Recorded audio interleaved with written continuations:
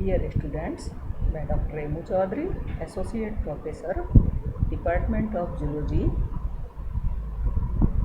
Government girls college Magra Mandla Jodhpur.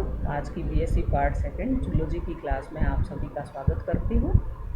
हम पढ़ रहे थे पेपर सेकंड डेवलपमेंटल बायोलॉजी और इसमें हम पढ़ रहे थे स्पर्मेटोजेनेसिस के बारे में। तो अभी तक हम पढ़ चुके हैं टेस्टिस की स्ट्रक्चर के बारे में, सेमिनिफेरस ट्यूबुल पीएस की स्ट्रक्चर के बारे में और सेमिनिफेरस ट्यूबुल में स्पर्म या स्पर्मेटोजुआ का अरेंजमेंट किस प्रकार से होता है उसके बारे में। आज हम पढ़ेंगे स्पर्मेटोजेनेसिस की प्रक्रिया किस प्रकार से होती है उसके बारे में और स्पर्म की स्ट्रक्चर के बारे में। तो सबसे पहले है कि स्पर्मेटोजेनेसिस की प्रक्रिया किस प्रकार से होती है। स्पर्मेटोजेनेसिस की प्रक्रिया जैसा कि मैं आपको बता चुकी हूँ, आफ्टर प्यूबर्टी एफएसएच के प्रभाव से शुरू होती है, यानी कि वयस्क अवस्था के बाद में फॉलिकल स्टिमुलेटिंग हार्मोन के प्रभाव से शुरू होती है।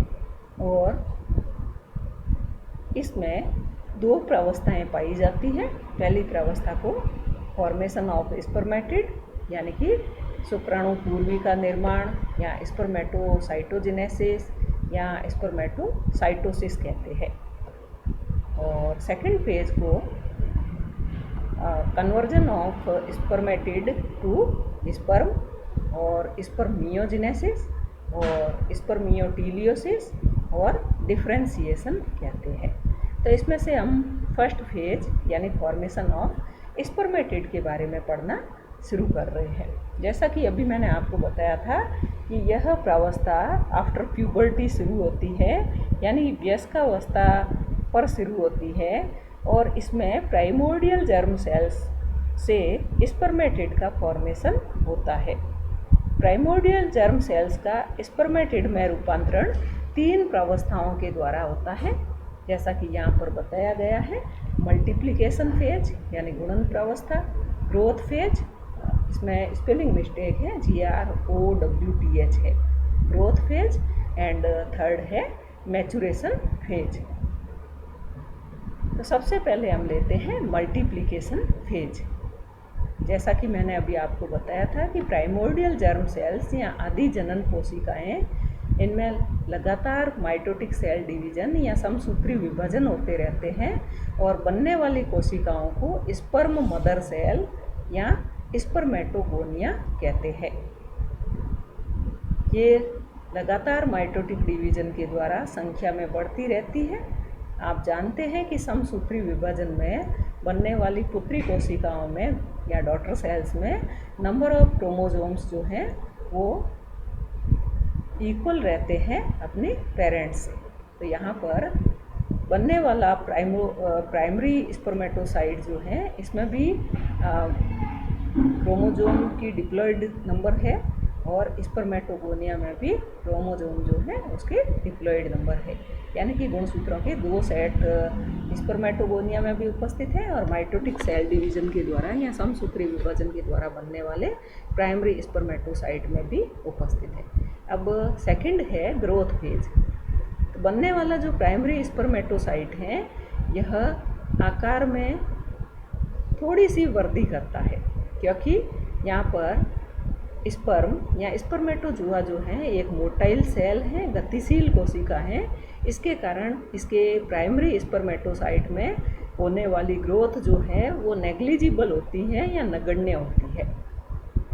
इसके बाद में प्राइमरी स्पर्मेटोसाइट में थर्ड फेज शुरू होती है, जिसको मैचुरेशन फेज कहते हैं। और इस फेज में मियोटिक सेल डिवीजन यानी अर्धसूत्री कोशिका विभाजन होने शुरू होते हैं। तो फर्स्ट मियोसिस होता है, जैसा कि आप डायग्राम में देख सकते हैं। मियोसिस फर्स्ट के फलस्वरूप 2 हैप्लॉइड सेल्स बनती है प्रत्येक प्राइमरी स्पर्मेटोसाइट से, और इन हैप्लॉइड सेल्स को हम सेकेंडरी स्पर्मेटोसाइट कहते हैं। इन सेकेंडरी स्पर्मेटोसाइट में मियोसिस सेकंड होता है, यानी कि अर्धसूत्री विभाजन की सेकंड प्रावस्था होती है और इसके फलस्वरूप यहाँ पर एक प्राइमरी स्पर्मेटोसाइट से 4 स्पर्मेटिड का निर्माण होता है, 4 शुक्राणु पूर्वी का निर्माण होता है। तो इस प्रकार से फॉर्मेशन ऑफ स्पर्मेटिड में एक स्पर्मेटोगोनिया जो है वो प्राइमरी स्पर्मेटोसाइट में कन्वर्ट होता है और एक प्राइमरी स्पर्मेटोसाइट जो है वो 4 स्पर्मेटिड्स का निर्माण करता है। सेकेंड फेज है conversion of spermatid to sperm या स्पर्मियोजेनेसिस या स्पर्मियोटीलियोसिस, क्योंकि यहाँ पर स्पर्मेटिड जो हैं वो गोल और गतिहीन कोशिकाएं हैं।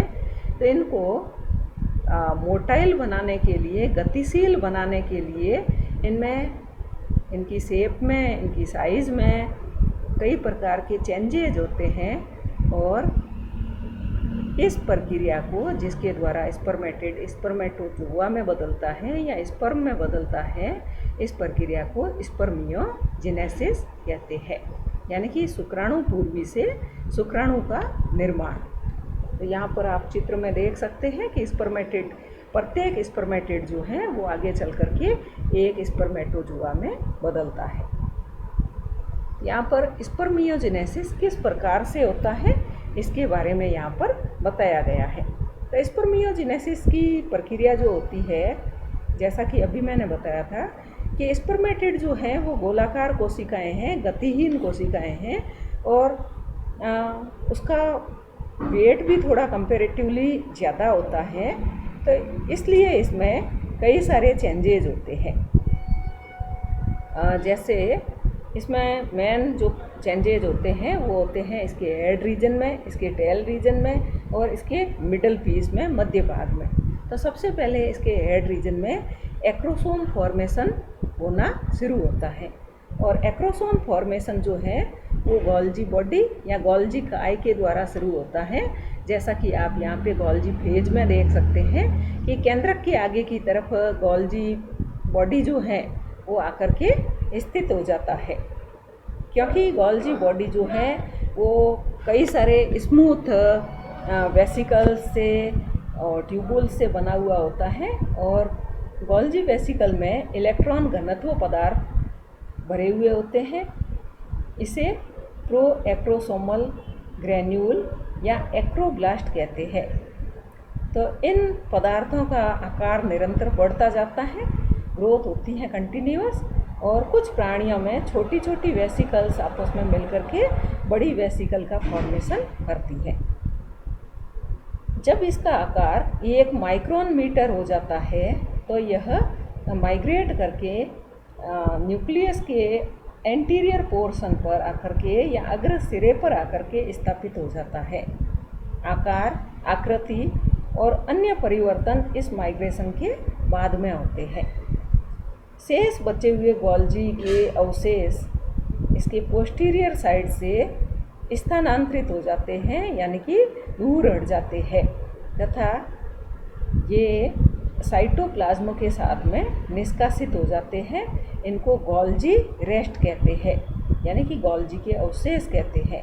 इस प्रकार एक्रोसोम एक विशिष्ट प्रकार का लाइसोसोम है। तो एक्रोसोम का फॉर्मेशन कौन से सेल ऑर्गेनेली के द्वारा होता है, यह परीक्षा में 1 नंबर का क्वेश्चन पूछा जाता है।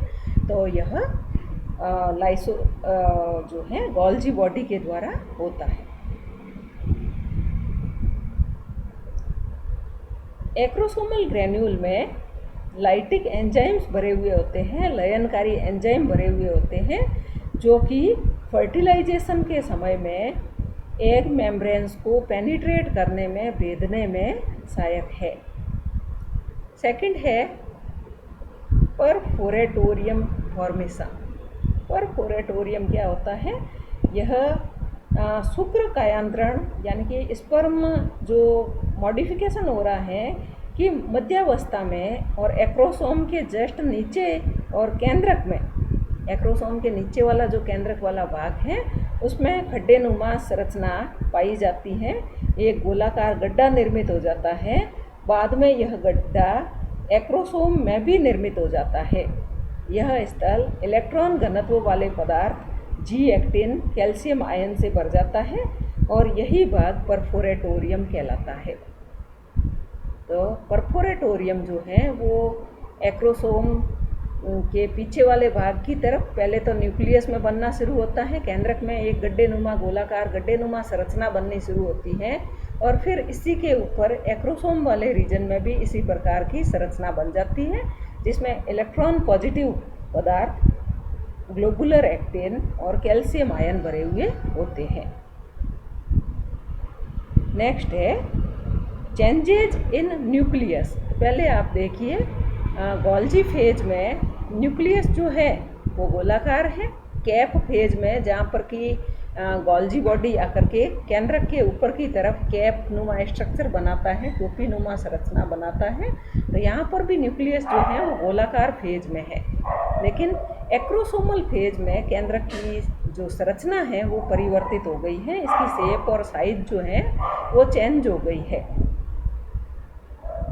शुक्र कायांतरण के दौरान केंद्रक का संपूर्ण तरल पदार्थ आरएनए, न्यूक्लियोलस और प्रोटीन इसमें से निष्कासित हो जाते हैं या उनको बाहर निकाल दिया जाता है।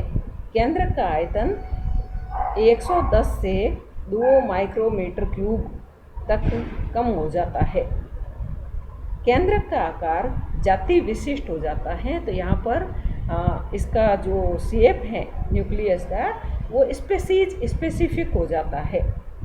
डीएनए से संबंधित हिस्टोन प्रोटीन क्षारीय प्रोटेमिन के द्वारा प्रतिस्थापित हो जाते हैं। डीएनए से संबंधित जो हिस्टोन प्रोटीन है उनका रिप्लेसमेंट प्रोटेमिन प्रोटीन के द्वारा हो जाता है।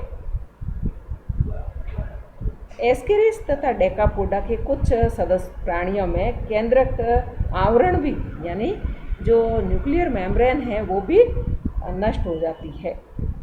नेक्स्ट है टेल रीजन इसका। तो इसका जो टेल वाला रीजन है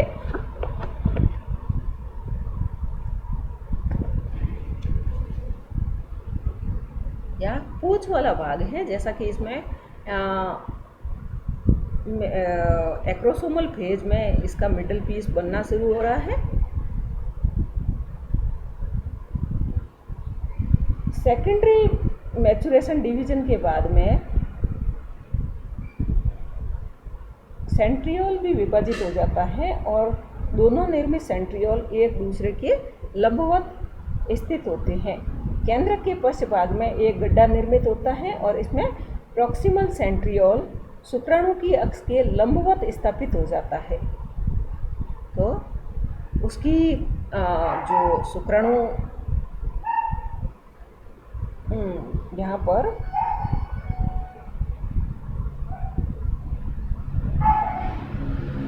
शुक्राणु की जो एक्सिस है, स्पर्म की जो एक्सिस है उसके पैरेलल स्थित हो जाता है प्रॉक्सिमल सेंट्रियोल, जबकि डिस्टल सेंट्रियोल जो है वो स्पर्म की एक्सिस के लंबवत शुक्राणु की अक्ष के अनुरूप स्थापित हो जाता है। डिस्टल सेंट्रियोल से स्पर्म के एक्सियल फिलामेंट्स का फॉर्मेशन होता है। नेक्स्ट है माइटोकॉन्ड्रिया एंड मिडल पीस या mid piece. Mitochondria axial filament के चारों तरफ स्थित हो जाते हैं। कई बार माइटोकॉन्ड्रिया आपस में मिलकर के एक रिबन लाइक स्ट्रक्चर बना लेते हैं जिसको नेपेन कर्न कहते हैं। यह रचना मिडल पीस में कॉइल्ड रूप में उपस्थित होती है। कुछ प्राणियों में कुंडलित रचना नहीं पाई जाती है तथा माइटोकॉन्ड्रिया दो बैंड के रूप में उपस्थित होते हैं। मध्य खंड के चारों तरफ कोशिका द्रव्य का एक संघनित आवरण पाया जाता है जिसको मेन सेट कहते हैं। यह भी परीक्षा में पूछा जाता है कि मिडल पीस के बाहर की तरफ साइटोप्लाज्म जो है वो एक पतली परत के रूप में पाया जाता है जिसको मेन सेट कहते हैं। इसी प्रकार से एक प्रश्न और पूछा जाता है कि मिडल पीस में, स्पर्म के मिडल पीस में माइटोकॉन्ड्रिया जो है वो रिबन लाइक शेप में अरेंज रहते हैं। इसको क्या कहते हैं? इसको नेपेन कर्न कहते हैं। नेक्स्ट है चेंजेज इन साइटोप्लाज्म, कोशिका द्रव्य में परिवर्तन। जब एक्रोसोम का फॉर्मेशन होता है तो कोशिका द्रव्य पीछे की तरफ प्रवाहित होता है। कोशिका द्रव्य का अधिकांश भाग मध्य खंड में आकर के एकत्र हो जाता है। इसी दौरान टेल फॉर्मेशन होता है और माइटोकॉन्ड्रिया जो है वो मिडल पीस में अरेंज हो जाते हैं और कोशिका द्रव्य जो है वो मेन सेट के रूप में व्यवस्थित हो जाता है। शेष मात्रा जो है वो यहाँ से, जैसे कि acrosomal phase and maturation phase में दिखाया गया है, रेजिडुअल बॉडी के रूप में, अवशेषिक आय के रूप में निष्कासित हो जाती है। स्पर्म कोट सबसे बाहर की तरफ, सबसे ऊपर जो डायग्राम दिखाया गया है इसमें बाहर की तरफ स्पर्म कोट पाया जाता है, शुक्राणु आवरण पाया जाता है और ये शुक्राणु आवरण जो है म्यूकोपॉलीसैकेराइड का बना होता है और इसको ग्लाइकोकैलिक्स भी कहते हैं। और यह स्पर्म कोट स्पर्मेटोजुआ को आपस में एडेशन से या उनको आसंजित होने से रोकता है और यह शुक्राणु एंटीजन का भी कार्य करता है। तो इस प्रकार से शुक्राणु का कारिकीय विभेदन होता है। शुक्राणु की शेप, उसकी साइज जो है स्पेसीज स्पेसिफिक हो जाती है।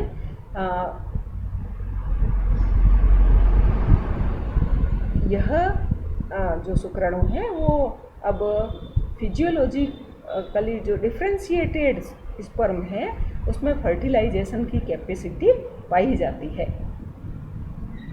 मैमल्स में यह डिफ्रेंशिएशन एपिडिडिमस में संपन्न होता है। नेक्स्ट है स्ट्रक्चर ऑफ ह्यूमन स्पर्म। यह आपकी परीक्षा में पूछा जाता है। शुक्राणु की संरचना। तो शुक्राणु जो है अत्यधिक विशिष्ट कोशिका है और इसका मुख्य कार्य है सेक्सुअल रिप्रोडक्शन के दौरान ओवम को एक्टिवेट करना और गुणसूत्रों के एप्लॉइड सेट को प्रदान करना। इसके 3 भाग होते हैं, head, mid piece and tail, जैसा कि यहाँ डायग्राम में दिखाया गया है।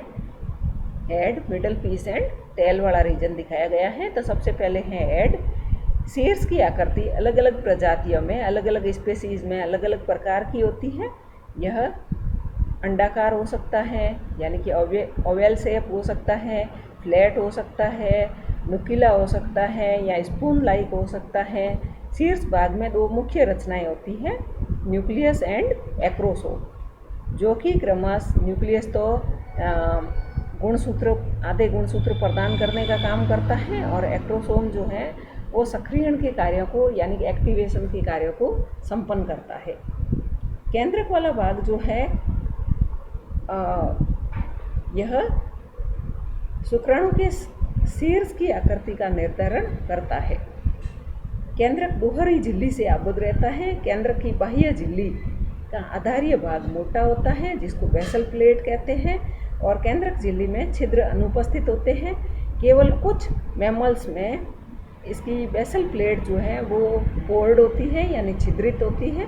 केंद्रक का शेष भाग शुक्राणु की ग्रीवा में लेमिनर काय या लेमिनर बॉडी का निर्माण करता है।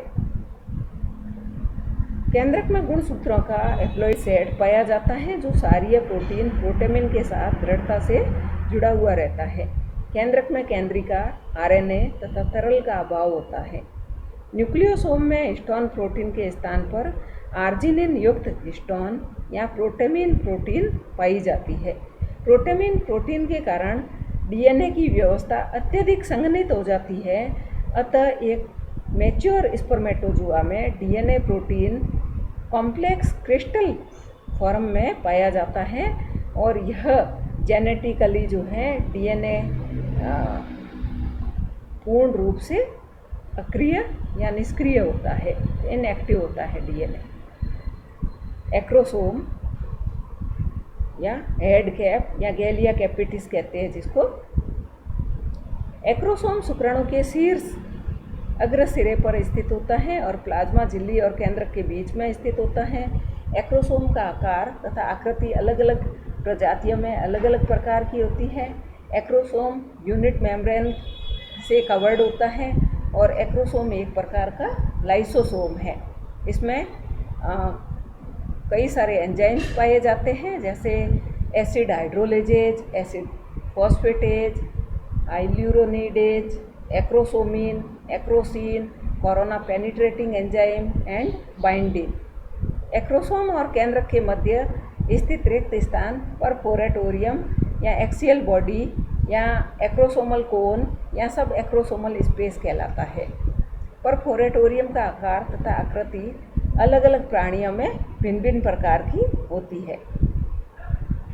शुक्राणु शीर्ष की प्लाज्मा झिल्ली में कम अणुभार वाली अम्लीय प्रोटीन पाई जाती है जिसको एंटी फर्टिलाइजिन कहते हैं।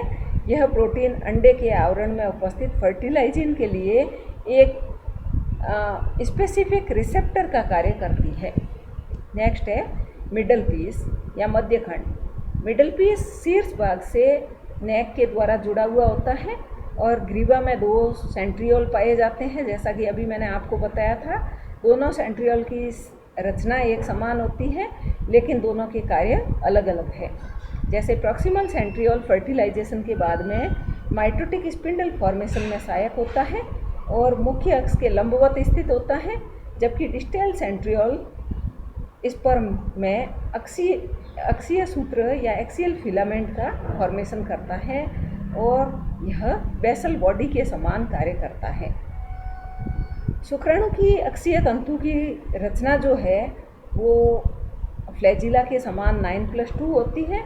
इनमें 2 सेंट्रल फिलामेंट बीटा तंतु होते हैं, बीटा फाइबर होते हैं और 9 जो है अल्फा फाइबर्स परिधि की तरफ या पेरिफेरी की तरफ उपस्थित होते हैं।